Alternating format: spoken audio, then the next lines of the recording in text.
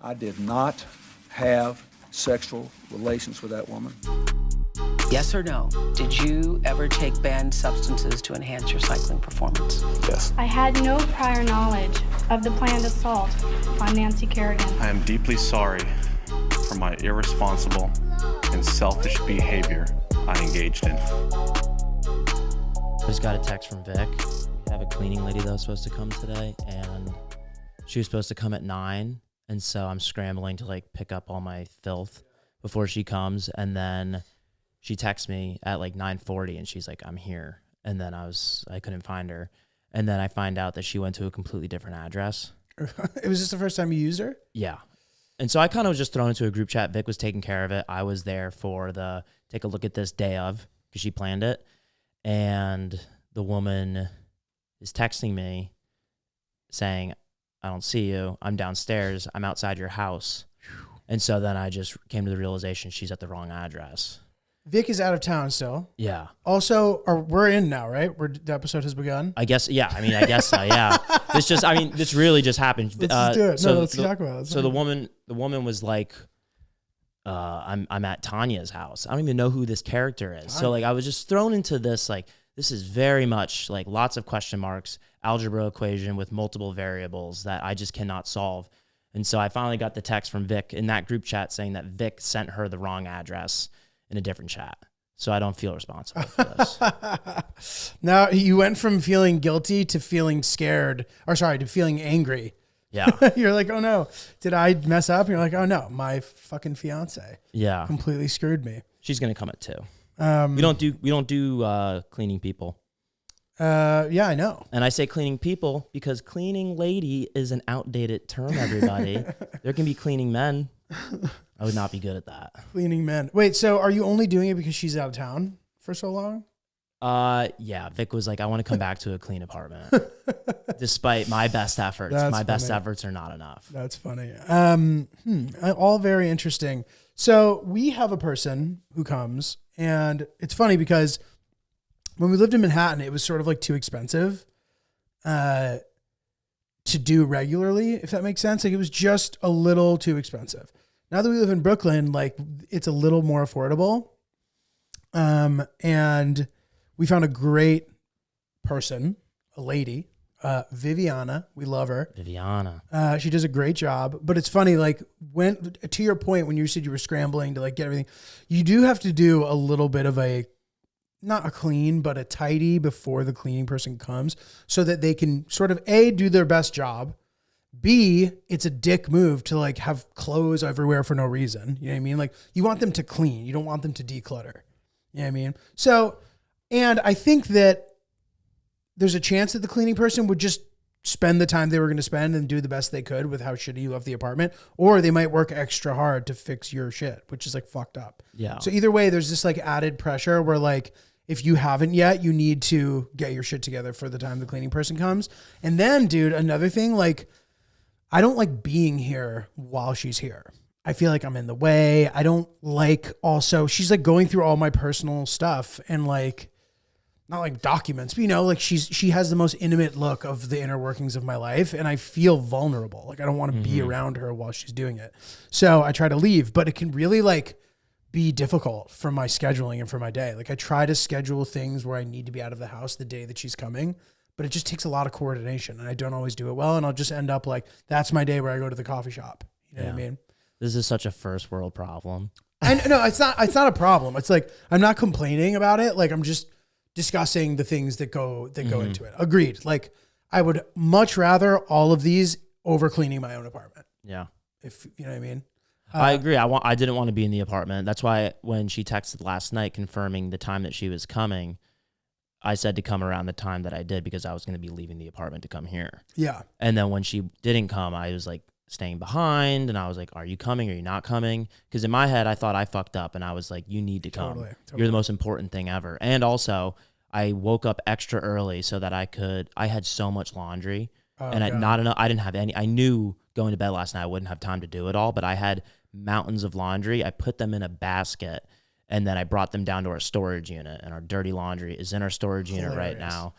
and I unloaded the dishwasher. I loaded the dishwasher. I put all the blankets away. I put all the loose miscellaneous clothes away. All the packages are on like the clothing shelves. And I did all that so that she would have her blank canvas to properly clean. By the time you're done, you're like, hey, by the way, I already cleaned my apartment. You don't Yeah, need I was to like, come. you don't even come anymore.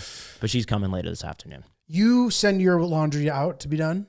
No, we have it in our building. Oh, right. You have it in the basement. So, dude, I relate to that so much. Like in the house that I used to live in, they had laundry in the basement. And it was free. It was amazing. But there's a lot of people in this house and they had a staff working in the house. So like the laundry machines were being used the entire day.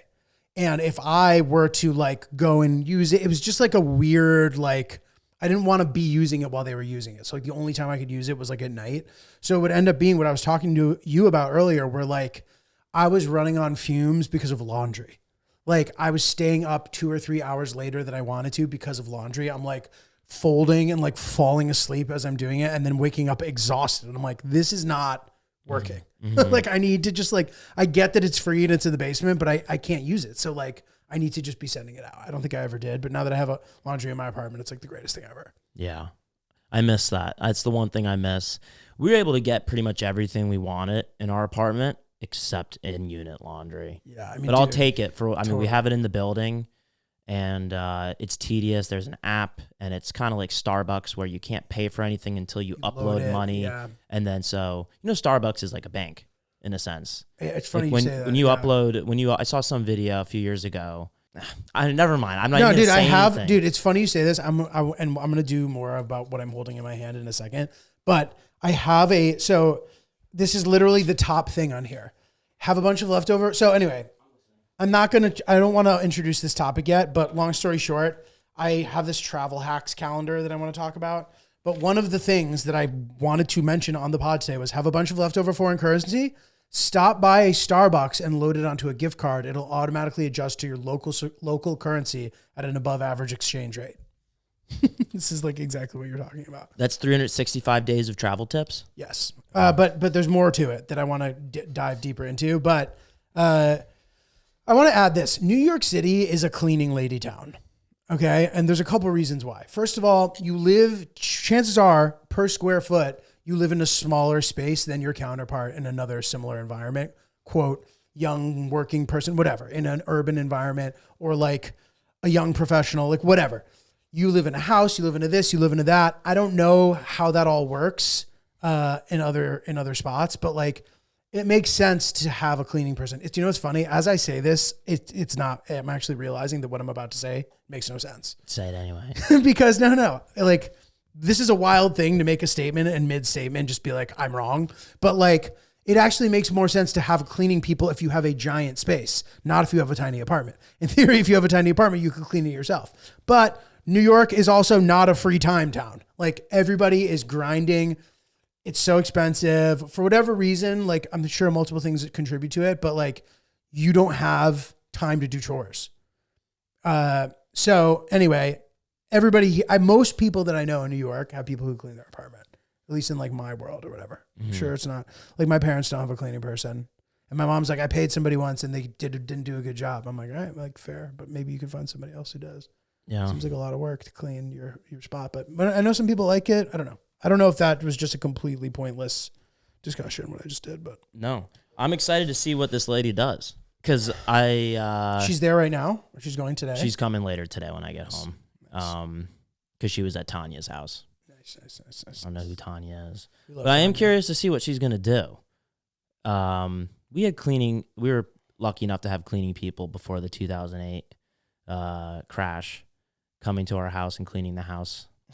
What do you mean before? Afterward, then you cut it off? I think my parents were like, okay, we gotta got scale back? I think that was one of the first things that people cut back on Interesting. was Cleaning the stuff. services. All right. Well, anyway, dude. So one of my main reading, sources of reading, is tearaway calendars, and I literally read them like a book. Like Hillary makes fun of me like I'm a child. So all two sentences. no. So dude, like here I have 3 tearaway calendars that I'm currently reading like books, and I'll be done with them in like a week or 2, and it's for 2025, and I'll be done with the entire tearaway calendar. So like goes completely against what a tearaway calendar is supposed to be. I know it's ridiculous. Wait a minute. Yeah. So you buy these calendars and then you just read them and rip them. Yes, and throw them away. That is autistic. I know. Like, It's crazy. It's crazy behavior. what does Hill Dog say to that? She thinks I'm a child. She goes, "You like reading your little thing?" And then I like categorize them. Dude, it's crazy. But anyway, so I like to do it. I like to do it. This is one of my OCD things. I like to do it with like destinations, like world destinations. And usually there's like 1 or 2 calendars a year that I can find that they make that are like it. So I used to just get one of them, and then I started realizing that I wanted more. So I started getting as many as I could for any particular year. And even for old years, because it doesn't matter what year it is. It's like a place, you know what I mean? And then I have like an ongoing list of places that I want to go if I happen to be in a certain area potentially. So that is all categorized by region of the world. And that list has become so long that if I keyword search it in notes, nothing comes up. So I have to actually search within the note itself, which is fine because all the stuff is in that note. But anyway, this is probably stressing people out, but that's what I do. And anyway, I bought 2 calendars. I ended up finding 2 destination calendars that I hadn't seen yet. Alice Obscura used to make one, but they've stopped because I think they've either run out of, maybe it wasn't selling well. Maybe they've like run out of places to put in it or whatever. But they didn't make a new edition for 2025. They may not have made one for 2024. So I was just looking for new ones. So I found this travel hacks calendar and I'm like, oh, that could be fun. Whatever. I'll just get that one. And I then also found some destinations calendars. So I have 3 that they're sitting next to my bed right now that I'm reading, like books.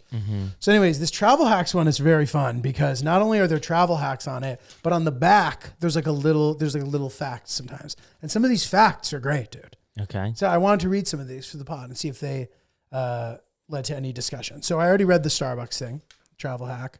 But dude, there's some ridiculous shit in here.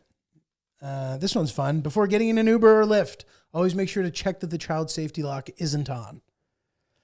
How do you do that? So that is the question. That's a good question. So I think that the child safety lock is on the side of the door usually. But because I was thinking to myself, I'm like, all right, it would be weird for me to like be testing the door once I'm in the door. Once I close the door, I'm locked in. That's it. But I guess there's a child safety lock feature on the side.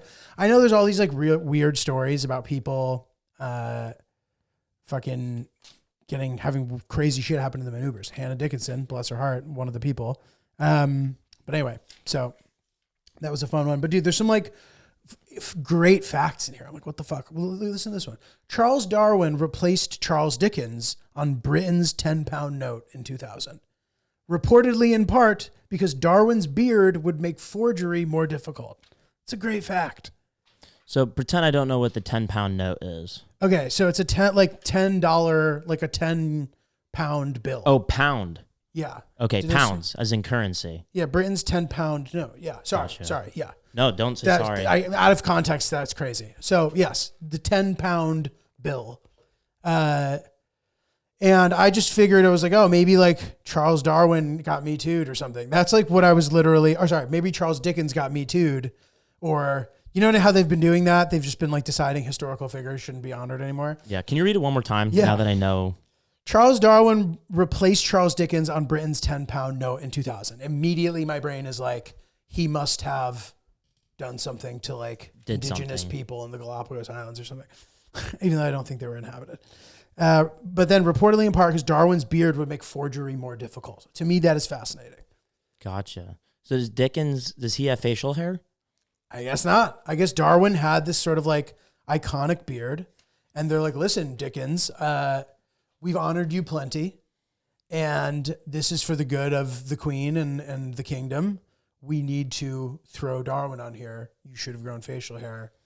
You're mandatory reading on all of the classrooms.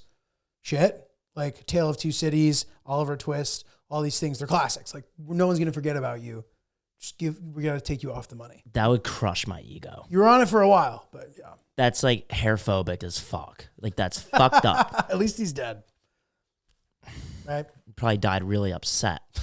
He's sitting up there in heaven. Why I oughta, dude. So That's a cool one. that's a good one, right? All right. What about this? So let me ask you this question: when you travel with dress shirts, how do you usually pack them to try to prevent them from being wrinkled?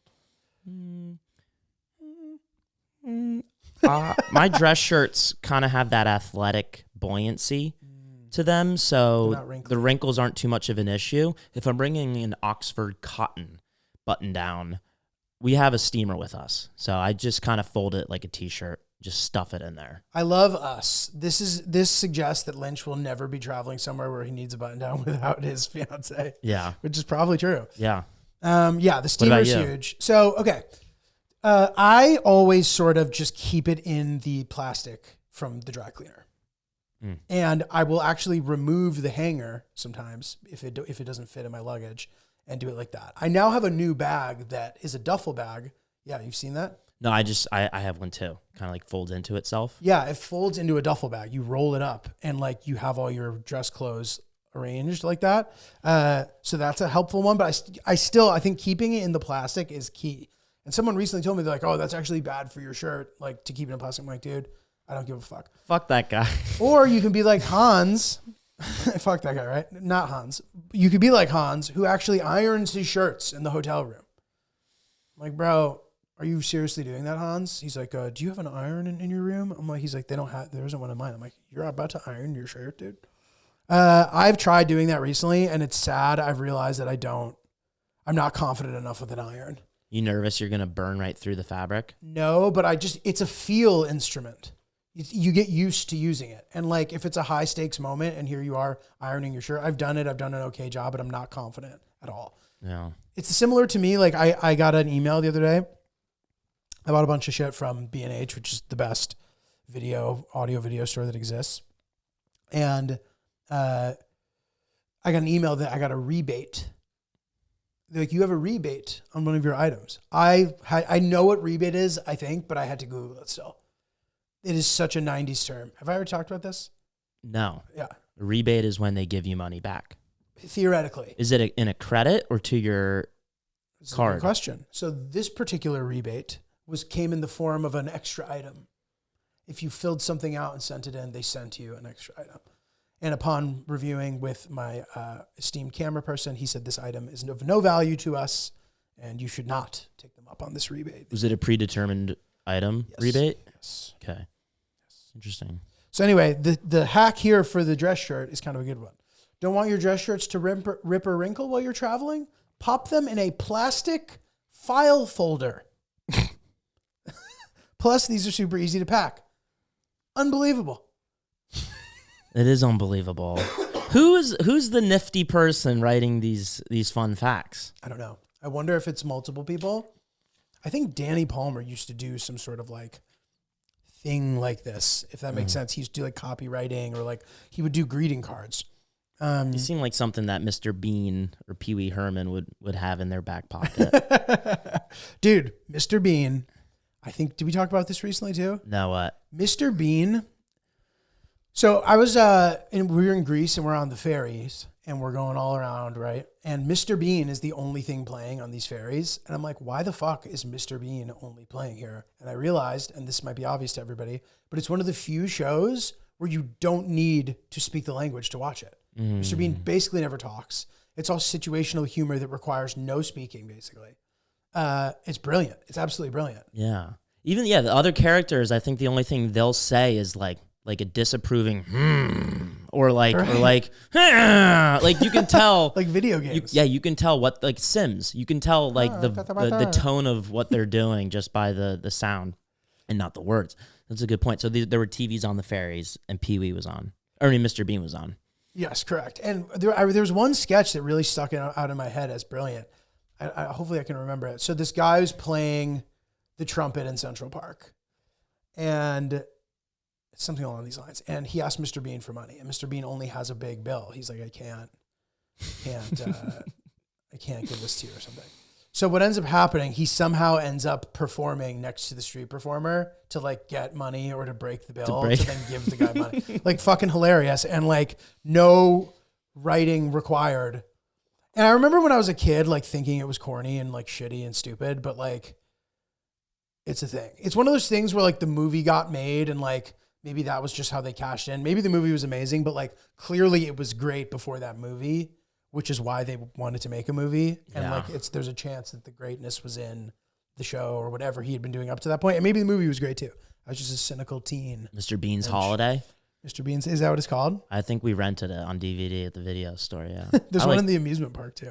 Yeah, I think there's been a bunch. So, dude, I would like to take a quick moment before we continue on this little journey to remind everybody that we're 500 something episodes in and we've never missed a week. We've never done a greatest hits week. We've never done a episode. We've never done highlights. We've done a new episode every single time, and that's kind of insane. It's a big deal. Not to like flex, but like It's a big deal. a lot of I think I saw a stat. I know I saw a stat that 94% of podcasts end after 7 episodes. That's crazy. How many percent? 94. It's funny. Like sometimes I see people who I know like from life who aren't comedians or whatever, like try to start a podcast. And I'm always like, all right, let's see if you last. And then like 2 months later, I stop hearing about it. I'm like, oh, that makes sense. Yeah. Dude, sorry, go ahead. No. I've gotten really into paper clips. I was telling you, Lynch, earlier, I'm like doing all this citizenship stuff. And for the Italian citizenship for dual, when you mail it in, you need to mail it in sections. There's like a ton of shit to mail. And they asked that you like put it in paper clips. So I'm like, do I have paper clips? I had like 1 or 2. I went in and actually physically bought paper clips, which is insane.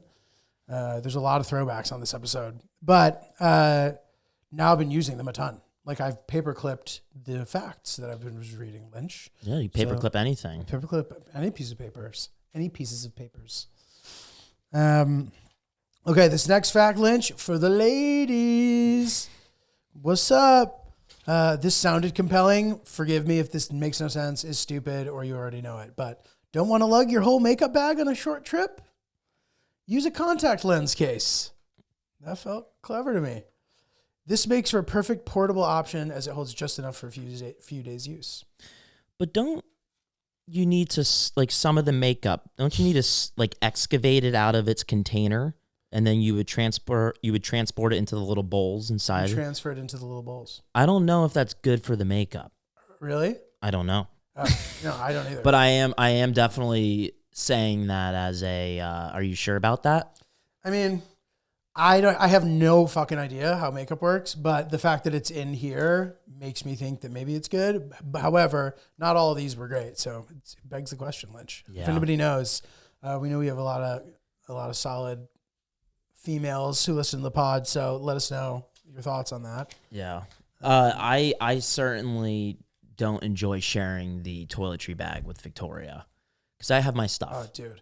I hate when I have one sink in a hotel room. I'm completely dominated. Yeah. I actually I bring a lot of stuff. I have like a whole skincare routine. Nice. And so it takes up my whole toiletry bag. And so when Victoria's like, let's consolidate, I don't know if I can do that. Oh yeah, I don't consolidate. Do you have portable versions of your stuff, or do you bring, like, how do you do all that? All my stuff is portable size. And then I'll buy a big container of it, and then I'll just convert it and transfer it over. Got it. It's travel size versions of the things you use, or you have generic containers that you put your things in. The first. Got it. Yeah. That's cool that you're able to find it. 'Cause some of my stuff, like there's no portable size option, but I have, shout out to this company Gravel, who sent me a travel kit thing that I use a ton, and it's amazing, especially for like shampoos and stuff. Like a specific bottle that's good for it makes sense. And these are great. Like they seal, they are water resistant. I know most bottles are or whatever, but they're just perfect the way that they're arranged. So I really enjoyed using that, but for the most part, I'd prefer to have a one-off version of things. But if I have to, I want to bring my stuff, and I want to bring stuff that I can carry on in theory. You know, Mm-hmm. I've gotten more into checking bags lately, though. Interesting. It's nice to not have to fucking lug your shit around and like race onto the plane to get a overhead compartment or like deal with all that shit. And like, if you're doing like a direct flight, like usually you don't have a high risk of losing your bag. Yeah, I don't like when it's delayed. I don't like the risk of the conveyor belt being delayed. Victoria and I, we usually are sitting economy when we're booking flights, so we typically are the ones that are told that we need to bring our extra item to the end of the gate, and then they tag it, and then they put it underneath the plane. Knowing that's going to happen is great. It's so much. That's kind of like best case scenario. Well, I don't like that because we want to just get our Get out and suitcases and go. get off. So Yeah. what we do when they say that, we just ignore them. And they'll tag the bag and we'll just rip it off and we'll carry it onto the plane. It usually works. I And do that too. we usually will be able to make that to we'll be able to get that to work. And I just saw yesterday that all the airlines went to Congress and Frontier gives their employees a bounty to claim bags and put them underneath the plane, $10 a bag. Oh, wow. So they're incentivized to Interesting. really seek it out and make you put it underneath the plane. I'm not participating in that. Good for you, Lynch. I'm not. I love that. So wait, back to the toiletry stuff. Here's another great tie-in fact. This is the day of tie-in facts, Lynch. This I just thought was fascinating. The safety razor was one of the first disposable products ever made. There was a time where they did not make disposable products. Obviously that makes sense, but I just never really thought about that. What's the safety aspect to the razor? So it's a safety razor. I think it's just like a razor, meaning like a razor that you can shave with that isn't just a fucking razor where you can slit your throat. The way that shavers are arranged. Gotcha. So the way I read that is like a disposable shaving razor. But it's crazy to me that there was even a recent time where nothing was disposable. And it reminds me of why Afghanistan is so fascinating. By the way, quick plug, we're going to have a guy on the show. Ben Books the World is his Instagram account. He's like a travel person. He posts content, whatever. And he is going to come on the show to talk. He's been to the school system situation that we started, which is now going to become a library. More info about that as it emerges. But yeah, the safety razor, one of the first disposable products in Afghanistan, they reuse everything in a way that is so old fashioned. It's incredible. Down to our van that we drove in, dude, must have had 800,000 miles on it. The driver of the van was a one-stop mechanic in every department. The windows would stop working. He would rewire the electric in the car to get the windows to work again. After we drive through a dusty thing, we'd stop and clean out the filter. He was constantly readjusting the tires. And it's amazing how when you just don't have all this abundance and shit, you can still live a completely functional life. I know Afghanistan has its problems, but I thought that was interesting to live in that old fashioned environment. It's like a blue zone attitude. Oh. Something that blue zone people would do. Yeah, it sounds like it, right? Very manual, It sounds very manual. preservatory. Task oriented, keeps you young. And everybody can squat there too because they're used to going to the bathroom in a hole. So there's just old men kneeling in a catcher stance, which if I did that, my body would completely fall apart. Yeah. So it makes you durable in ways you never expected. But this is funny. So there are certain situations where there is a thing that is disposable by nature that for whatever reason, it just doesn't tie in well with the ethos of reusing things. So here's a perfect example. I maybe shared this story before, but it works really nice in this context. The driver for us, I saw him.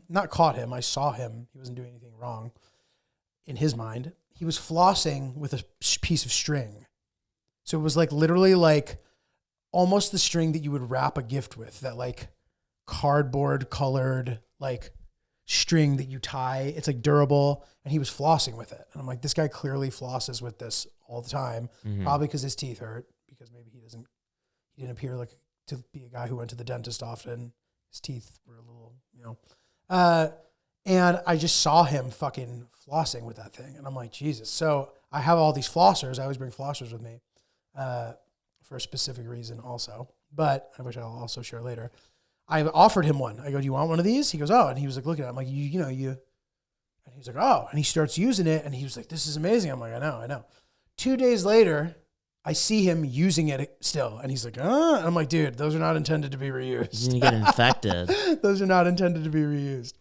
How do you, I feel like after 2 or 3 picks, the string is detached for me. So how, 2 days later, what did that look like for him? it's funny you say that. So Did you restring it? I have turned it, you're like a tennis racket, restring it. I have turned into a huge flosser first of all, you just should be flossing, but it was a thing that kind of started out of necessity. First of all, I was scared of the dentist, whatever, and I had a couple cavities. One of the cavities kind of took weird, And it's just made it so that things are more likely to get stuck in my teeth. And if they are to get something to be in there for too long, it can be very uncomfortable for me. So I've started floss. I floss every day, which has been a great new thing that I've been doing. I also had to get a deep gum cleaning one time because I hadn't flossed that much and it was so painful. I'm like, I don't want to do that again. So I floss all the time. So there are certain brands of the flossers that now I know that flossers are not probably great for the environment ultimately, but like the regular floss is just kind of like hard to use. So in this situation, my teeth over the earth. Sorry, everyone. Maybe I can get wooden ones or something. But there's certain brands that hold up really nicely. I'll show you the ones that I use. Okay. They're great. It's worth it because they're either too thin or like you say, like once you start sticking it in, they lose their sort of tautness and they start to get saggy and then they can be painful or hard to get in and out. So I'll show you the ones that I use. But the reason why I always bring flossers with me on trips is because one time in Iraq, I had shit in my teeth and it was like really uncomfortable. And all I needed was a flosser and it would have completely solved the problem. In this one particular case, we were camping in the fucking marshes. So I left a lot of my luggage at the main house and there was no way to go back to get it. So I did not have a flosser. I was not going to have one until the next day. And I was in extreme discomfort to the point where it was like worrying me. And then the next day flossed, but my teeth hurt for like 2 or 3 more days. And I like didn't eat that much for those couple of days because of it. It was so unpleasant that I'm even now more aware of having flossers with me. So Little PTTSD. there's that. Yes. Post-traumatic teeth distress Yes, exactly. disorder. I have more of these. I want to talk more about them. So I want to tie it in a little bit too with like sort of New Year's resolutions. And I know it's like not quite the new year, but we're getting there. And I think it's worth talking about a little bit in advance because if you have like a plan of what your New Year's resolution is going to be, it's easier to kind of stick to it, or you're more likely to come up with a substantial one that's less broad, more specific, and that can really be actionable and useful for your life. So I want to talk about that in the next episode. Thank you for coming to see us in Connecticut. Show was great, a lot of fun. And I'm going to be in Alaska the 31st and the 1st of the 31st of January, 1st of February, 4 shows, and more information on my website, notjulio.com. You can also hit the Beacons link in my bio to buy tickets and for all that stuff. And also just put in your email so I can tell you when I'm coming to town. Also, I'm adding Chicago, and the specifics are still being ironed out, but it's going to be at least one show back at the Den Theater, and it's going to be in the aftermath of my special release. So I'm trying to time that out in a way where it's kind of right after, because that's where I filmed my special. I think it'll be a fun, like coming home moment, since that's been one of my best markets since I've started headlining. I'll probably go and do a bar stool run too and promote the special. So that is most likely going to be in the middle of March, but stay tuned. I'll have more info there. And all the usual stuff, Not Julio G on Snap and TikTok. Follow the YouTube, Oops Podcast. Follow my personal YouTube where I'm going to start pumping out much more content. Not Julio, youtube.com/Not Julio. Lynch. Ron is really polite. Thank you.